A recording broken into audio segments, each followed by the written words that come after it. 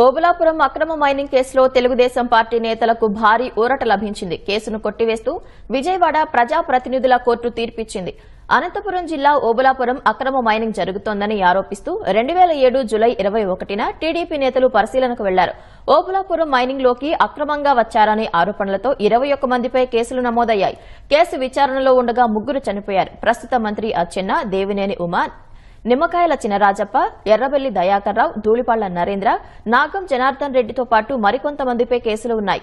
పోలీసులు పేర్కొన్న అంశాలపై అభియోగాలు ఎదుర్కొంటున్న నేతల నుంచి 313 స్టేట్మెంట్ను న్యాయాధికారి రికార్డు చేశారు. తమపై తప్పుడు కేసు బనాయించారని అభియోగం ఎదుర్కొన్న వారు కోర్టులో తెలిపారు. ఎఫ్ఐఆర్లో పొందుపరిచిన విధంగా తాము ఎక్కడా ఎలాంటి నేరానికి పాల్పడలేదని న్యాయాధికారి ప్రశ్నలకు వివరణ ఇచ్చారు. ఇరువురి వాదనలు పరిగణలోకి తీసుకున్న న్యాయస్థానం కేసును కొట్టేస్తూ తీర్పిచ్చింది.